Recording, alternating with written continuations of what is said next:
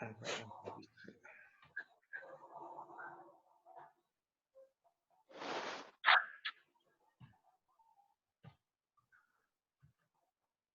On va commencer. Bien sûr, si vous êtes là, c'est parce que vous êtes intéressé par les techniques de vente appliquées sur la visite médicale. Et avant de commencer, on va parler brièvement sur les missions que doit accomplir le délégué médical durant son travail. Premièrement, c'est la gestion du portefeuille client. En fait, durant la visite médicale, généralement, on visite 200 médecins par mois. C'est ce qu'on appelle le portefeuille client. C'est un jargon associé à ce métier, ce qu'on appelle portefeuille client. C'est un fichier Excel qui comprend pratiquement 200 médecins. Généralement, ce qu'on appelle les médecins sont classifiés à trois échelles. Ce qu'on appelle les médecins potentiels A, médecins potentiels B, médecins potentiels C. Comment définir un médecin qui est un potentiel A? On va prendre un exemple. Si on prend par exemple l'indication rhinite allergique, généralement la rhinite allergique, c'est un motif de consultation chez le médecin généraliste, chez l'ORL, chez le pneumo et chez le médecin allergologue. Mais ce potentiel, ça diffère d'un médecin à un autre. On peut trouver chez le cardiologue, là, le médecin interniste, des fois des médecins cardiopathes ou là, qui ont le diabète, ils consultent pour sa pathologie principale et ils évoquent chez le médecin un problème d'allergie pour qu'il prescrive des antihistaminiques. Mais généralement aussi, avec le médecin qui est le potentiel A, l'indication rhinite allergique, c'est beaucoup plus le pneumo et après c'est l'ORL. Voilà. Et puis, il y a le nombre de patients, les patients qui le médecin. Généralement, le médecin potentiel, il peut voir 50 patients par jour. C'est-à-dire un médecin pneumo qui voit 50 patients, on le classe médecin potentiel A en indication rhinite allergique. Il est visité beaucoup plus pour les antihistaminiques. Voilà. Pour les antibiotiques inactifs, un médecin ORL, c'est un grand prescripteur des antibiotiques et qu'il voit beaucoup de pathologies infectieuses, on le classe A. Bon, vous pouvez راني نقرا ماما ما كاش كيفاه فيه في التليفون واحد داوي يقري فينا Désactivez, s'il vous plaît, désactivez. ها واحد داوي يعطينا ما كاش في التليفون واحد راه يقري فيه.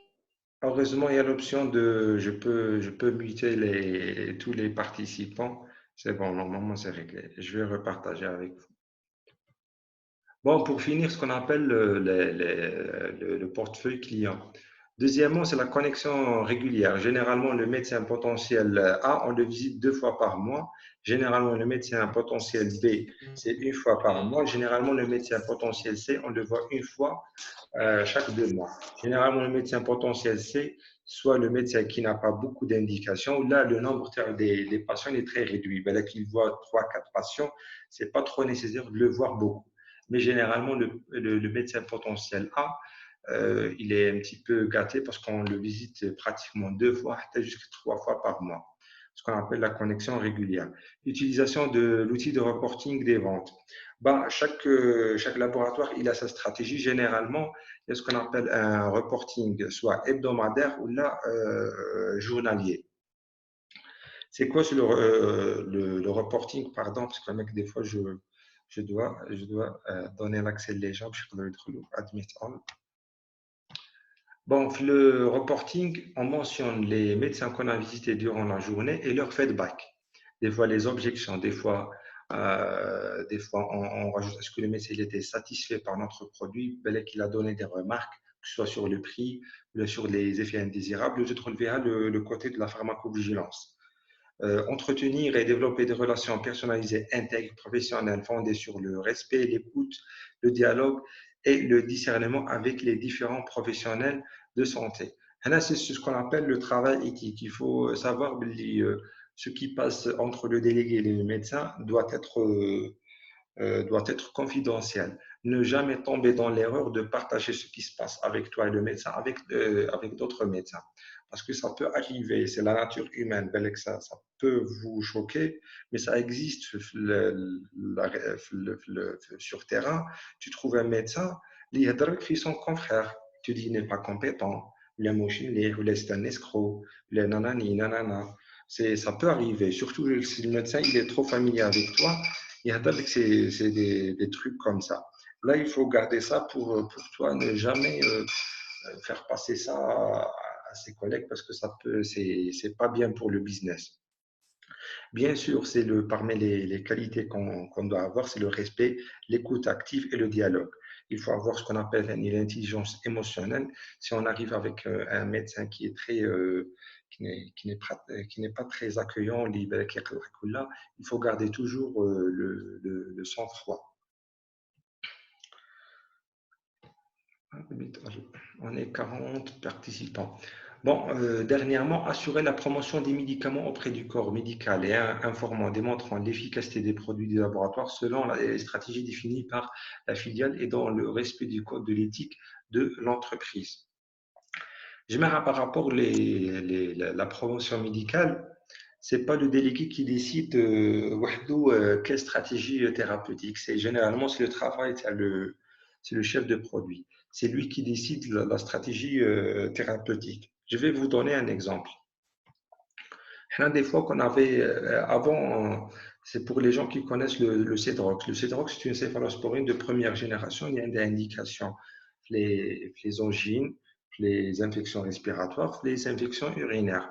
Dans notre entreprise, on a décidé de consacrer la promotion médicale pour l'infection urinaire parce qu'en parallèle, il y a le Lexin qui était trop prescrit par les ORL. On a voulu travailler sur ces drogues pour les infections urinaires. C'est l'idée du chef de produit. Là, ce qu'on appelle la stratégie définie. Généralement, le délégué doit respecter cette stratégie, mais il peut ajouter, il peut faire une petite initiative, s'il va oublier, c'est nécessaire d'ajouter d'autres indications. Il a parlé d'autres indications ou la faire modifier, il peut le demander avec son superviseur pour atteindre les objectifs. Bon, diffuser une information de qualité sur les produits présentés dans le respect des messages marketing et médicaux. Ça reste toujours dans le cadre qui fait, c'est toujours respecter la stratégie marketing. Il faut avoir une information fiable, surtout pour le côté technique. Si le médecin te dit combien on le prescrit parfois par jour, il faut donner une information fiable. Il faut connaître par cœur les indications, les interactions médicamenteuses, parce qu'on peut tomber avec un type de médecin, ce qu'on appelle le médecin analytique ou la scientifique. On va voir après le profiling des personnalités, on va trouver le médecin analytique, il insiste beaucoup plus sur les détails techniques, ce qui est indication, les effets indésirables, les contre-indications, nanani, nanana. Bon, la planification et préparation des visites médicales en s'assurant que toutes les cibles identifiées dans le cadre de la stratégie promotionnelle sont visitées avec les bonnes fréquences. Les parce que le portefeuille client, il y a des médecins potentiels A, médecins potentiels B et des médecins potentiels C. Chaque médecin a ce qu'on appelle la fréquence de visite. Si un médecin qui a un potentiel A, on doit le visiter 2 fois. Et toujours en respectant la stratégie promotionnelle dictée par l'entreprise. Deuxièmement, il faut préparer les visites. Il ne faut jamais laisser les choses de façon bâclée ou à l'improvise. Genre, notre langue de médecin, j'improvise. C'est comme sur le web qui l'examen sans préparation, ça ne se fait pas. Généralement, on doit préparer leur visite et on va parler plus tard comment on va préparer leur visite. Mais là, je vais citer quelques points. Pour la préparation de la visite, il faut une connaissance parfaite de notre produit et une connaissance parfaite sur la concurrence. Parce que ça peut être un concurrent direct, c'est-à-dire on a un produit qui partage avec nous la même DCI ou qui n'a pas la même DCI, mais qu'on a les mêmes indications. On doit connaître les points forts et les points faibles de chaque produit. Deuxièmement, il faut connaître les habitudes de prescription du médecin. Comment on va savoir les habitudes de prescription des médecins? C'est toujours en visitant les pharmacies. les pharmacies. Deuxièmement, on peut contacter des collègues qui ont déjà visité ce médecin ou là notre responsable qui peut un avis à propos de ça. En général, c'est ça, comment préparer une très bonne visite. Bon, ces irrégulières des rapports d'activité, c'est-à-dire toujours le reporting, pertinence et qualité de toutes les informations saisies, c'est-à-dire quelqu'un qui a la présence d'esprit pour, euh, pour faire ce qu'on appelle les remontées terrain. Organisation et réalisation d'actions promotionnelles en dehors de la visite médicale, définies dans le cadre de plans d'action validés avec le directeur régional. EPU, Focus Congrès. En fait, le EPU, c'est quand on regroupe un groupe de médecins dans un restaurant, on fait une présentation avec DataShow. Généralement, il convient à un communicant, un professeur qui va parler sur un rappel physiopathologique et le délégué qui va parler sur le médicament et l'indication. Le focus, généralement, on le fait dans les polycliniques. Généralement, on invite un groupe de médecins ou un groupe de résidents avec une petite collation. On fait une présentation de 15 ou 20 minutes. Pour le PU, ça peut prendre une demi-journée. Un congrès, généralement, il est fait dans un grand hôtel ou là, une salle de conférence. Ça se peut prendre 2 jours ou là, 3 jours, généralement organisé par plusieurs laboratoires. Je vais voir avec le chat. J'espère que tout va bien. Je vais passer la deuxième slide. Pardon. S'il n'y a pas de questions, je vais passer pour la deuxième slide. Aïe, aïe, aïe. Tout va bien. Qu'est-ce que vous allez trop vite? Activer l'audio. Je vais essayer de revenir. Il faut mentionner des notes. Parce que si vous ne comprenez pas quelque chose, je peux revenir plus tard. Là, la deuxième slide parle des compétences nécessaires.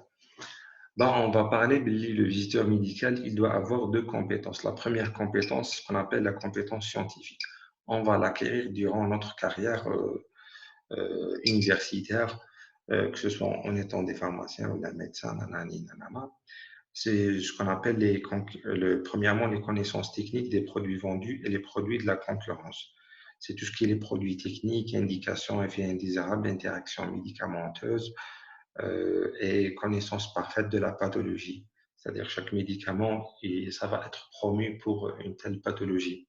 Ça, on ne va pas trop détailler. On va revenir sur les compétences en marketing. Les compétences en marketing, il y a 2 volets. C'est les techniques de communication et les techniques de vente. Pour les techniques de communication, on va voir plus tard. Je ne vais pas tarder. On va parler sur les qualités. Premièrement, on va voir c'est quoi ça veut dire l'assertivité. Admittal. Il y avait une qualité qu'on appelle chez les visiteurs médicaux, une qualité, ce qu'on appelle l'assertivité. L'assertivité, c'est une attitude de confiance pour quelqu'un qui peut oser avoir des objectifs ambitieux. Genre, si quelqu'un peut avoir son objectif, il doit toujours fixer un objectif plus haut. Genre, par exemple, l'entreprise va demander 1000 boîtes par mois. Toi, tu vas faire une stratégie sur 1400 boîtes. Ça, ce qu'on appelle, c'est de l'assertivité. C'est quelqu'un qui veut agir pour réaliser son objectif avec toute assurance, ce qu'on appelle assertivité. Il y avait ce qu'on appelle l'assertivité de la communication. L'assertivité de la communication, c'est ne jamais avoir le profil bas, parce que certains délégués, ils croient il est invité chez le médecin, il doit être poli, il ne doit pas trop insister. Là, il ne faut pas faire le profil bas, mais il faut être engagé dans une relation, ce qu'on appelle une relation gagnant-gagnant. Le médecin a besoin de l'information médicale pour une meilleure prise en charge de ses patients. Et toi, ton intérêt, c'est de le faire prescrire ton médicament. C'est une relation gagnant-gagnant. Il ne faut jamais faire le profil bas. C'est ce qu'on appelle l'assertivité. Il y a ce qu'on appelle la motivation interne. Un bon délégué, toujours, il doit être motivé. Parce que si tu n'es pas motivé, il y a un autre délégué de la concurrence qui peut être plus motivé. Et il faut savoir, la visite médicale, l'énergie positive qu'on peut porter, ça peut être transmise chez le médecin. Le médecin, s'il voit un délégué démotivé ou un dégoûté, même si tu vas lui expliquer nanani nanana, ça va être de l'écoute passive, pardon, c'est de l'écoute passive. Deuxièmement, c'est le développement personnel. Il faut savoir pour les techniques de vente et les techniques de communication, c'est des trucs qu'on apprend tous les jours. C'est pas de la théorie, mais c'est des trucs qu'on apprend en les pratiquant chaque jour pour que ce soit familier de façon naturelle. Parce qu'on va voir plus tard, les techniques de vente, tu essaies de les faire, ça peut être compliqué. C'est comme la conduite. Au début, tu dois vérifier وراك حاط رجليك على البيدال تاع الفران ولا البيدال تاع l'embrayage et pour passer première vitesse ou là tu dois regarder le levier de vitesse, mais avec le temps ça va devenir un mécanisme familier naturel, tu le fais sans penser ou sans trop réfléchir. C'est ce qu'on appelle le développement personnel. Dernièrement, être créatif ou avoir l'esprit analytique. Il faut savoir généralement chez le médecin, ou la plupart des laboratoires, par exemple, l'exemple, tu as les antihistaminiques.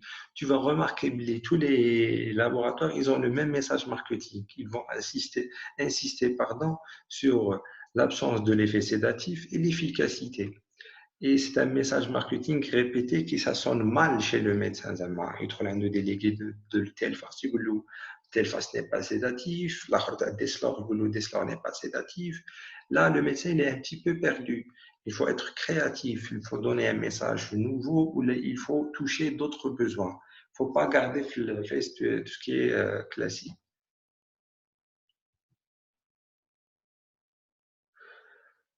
Voilà.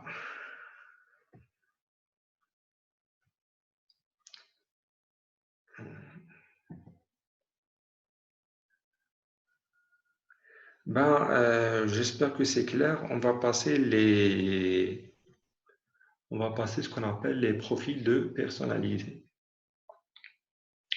Les profils de personnalité, ça existe chez tous les êtres humains. C'est un concept de psychologie.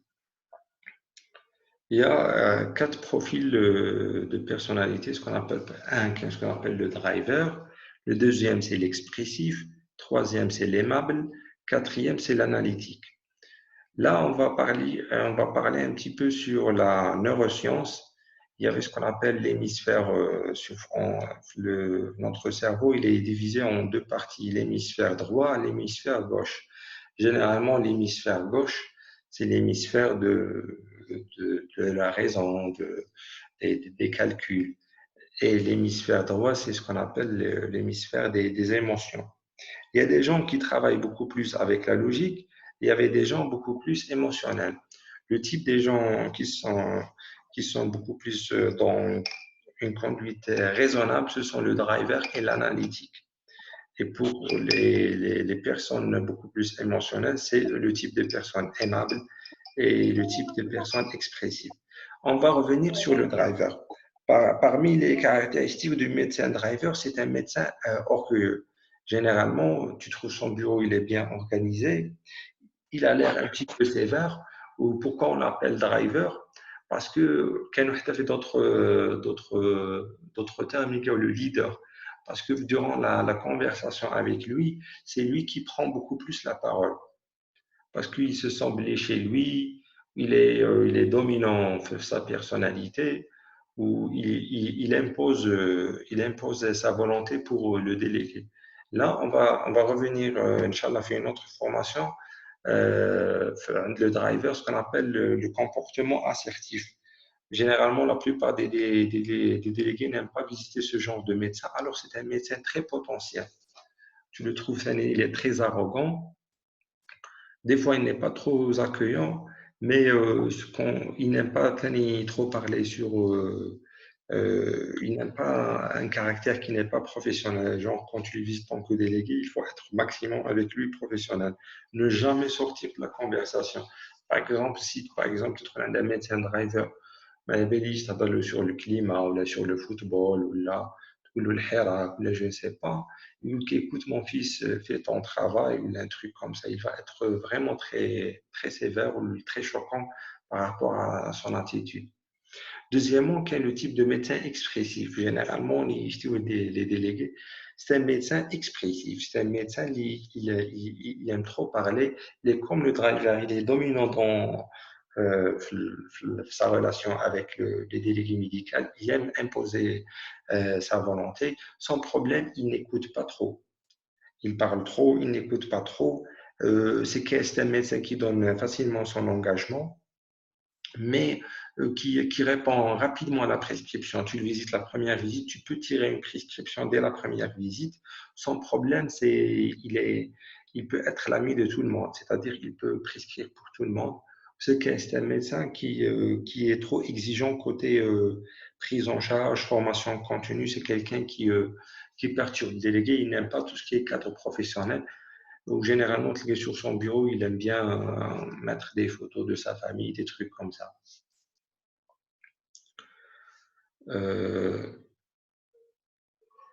Pardon.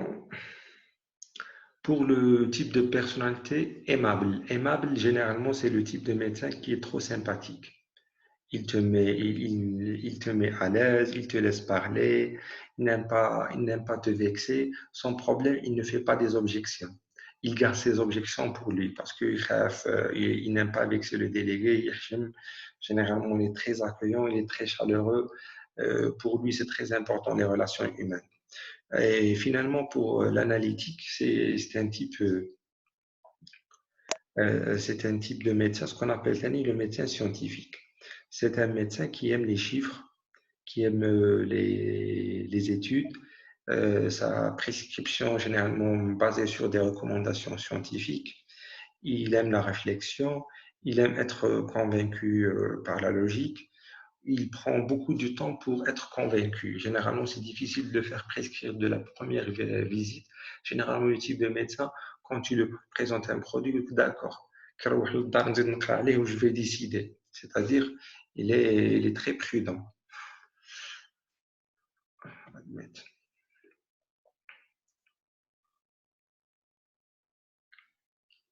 J'espère que tout est clair. Si vous avez des questions sur les types de personnalités, je vais arrêter sur cela.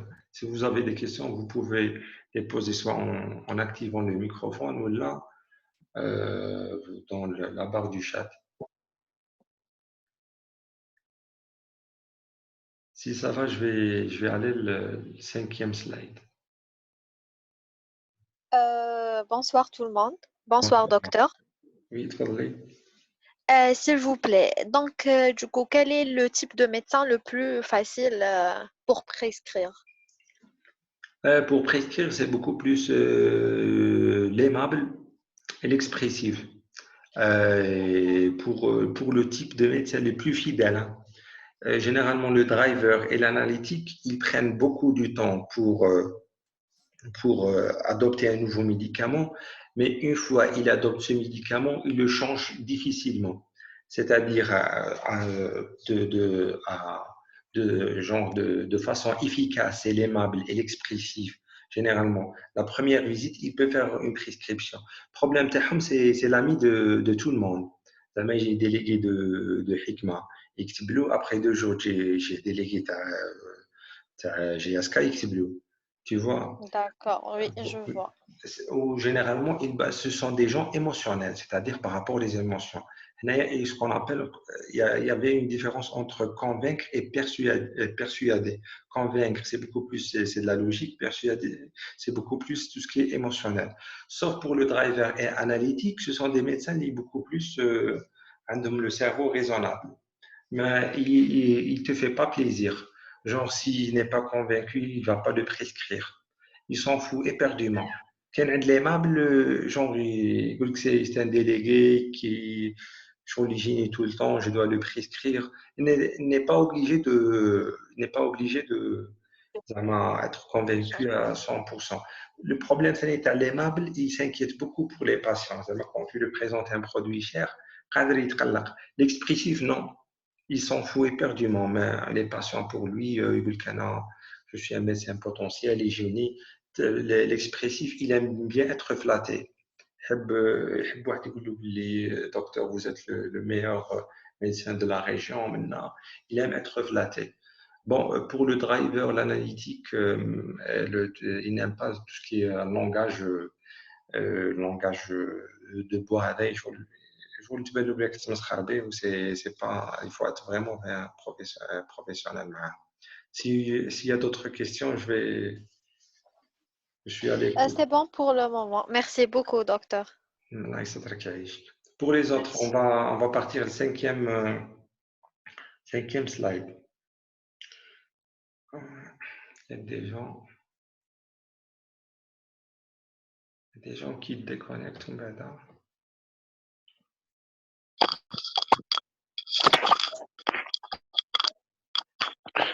Pardon, docteur. Bonjour.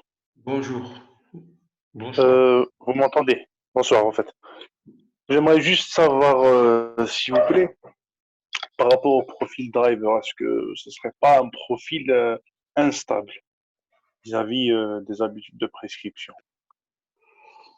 Est-ce que ça serait mieux de miser beaucoup plus sur le profil expressif ou analytique, ou plutôt de s'investir beaucoup plus avec le driver? Ben, généralement, avec le driver, c'est quelqu'un qui il est très arrogant. Ou généralement, avec l'expression, il croit que c'est le médecin le plus compétent. Il ne change pas de prescription facilement. Généralement, tu trouves qu'il y a des conduites uniques. Qui تهضر معاه يقول لك بلي moi j'ai fait médecine nanani nanana, ou je suis médecin compétent, les autres qui font n'importe quoi, ou généralement il a une conduite de réflexion très logique, comme l'analytique, sauf que l'analytique n'est pas dominant la conversation. Mais pour le problème de le driver, c'est difficile de le convaincre la première visite. Mais après deuxième, troisième visite, ouais, il aime toujours, il respecte le délégué professionnel. Si si vous êtes compétent de la présentation, il va apprécier ça ou il va prendre ça au sérieux. Généralement, le driver, comment ça marche avec lui? Généralement, comment il fait la prescription? Il va avec une prescription timide, qui est mal analytique. Tu vois? Il fait une prescription Oui. timide. Généralement, si on prend par exemple un pneumo, tu le présentes un nouveau antihistaminique. Voilà, généralement le driver, fast, molécule de Sanofi, ce n'est pas sédatif, remboursable, ça donne des très bons résultats. Voilà, tu as l'enquête, tu donnes beaucoup plus le sondage. Voilà, pour moi, c'est très important. Soulager mon patient, en même temps avoir une molécule efficace pour tenir la tolérance. Toi, tu lui présentes un nouveau antihistaminique. Tu l'expliques, Billy. Tu vas satisfaire le besoin d'efficacité, tu vas satisfaire le besoin de la tolérance et tu rajoutes un plus. Mon médicament, il respecte le métabolisme hépatique.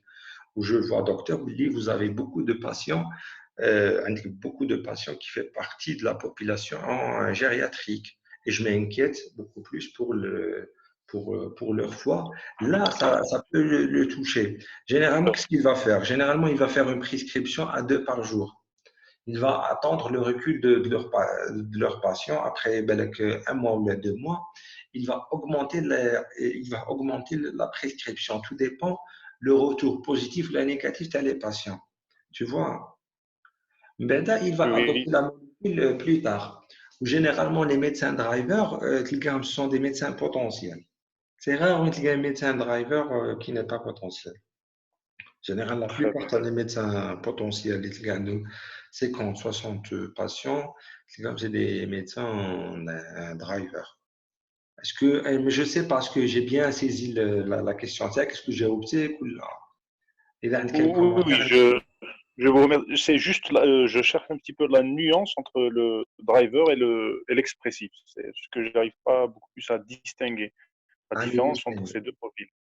voilà. Pour l'expressif, donc c'est l'expressif, le problème, il n'est pas, une conduite logique. Tu vois? Ou généralement, quelqu'un qui il parle beaucoup, déjà quand tu le présentes des études ou là, il يقلق. يقول لك خبي عليا ولا يقول لك سي بون على بالي l'antihistaminique يقول لك généralement les antihistaminiques كامل كيف chaque patient l'antihistaminique اللي يخرج عليه يجيبها لك directement. C'est beaucoup plus de fausses objections qui émanent de leur part, beaucoup plus. Ça se peut être des fausses objections quand il fait de la résistance de la prescription. Ou généralement, l'expressif, il ose demander des prises en charge. Très bien. Bien, bon, généralement, on dit que, bon, je vais prescrire, qu'est-ce que je vais gagner? Tu vois, le driver, il ne fait pas ça. Mais quand tu lui proposes une prise en charge, mais l'expressif, Exactement. il ose demander des trucs. Tu vois, ou généralement, mais il écoute mal. Hein. Sur Il est fixé sur ses idées ou il خمم على l'intérêt تاعو. l'intérêt تاعو, mais par rapport à la prescription, il est instable en termes de prescription. Très bien. Donc, c'est pas un profil sur lequel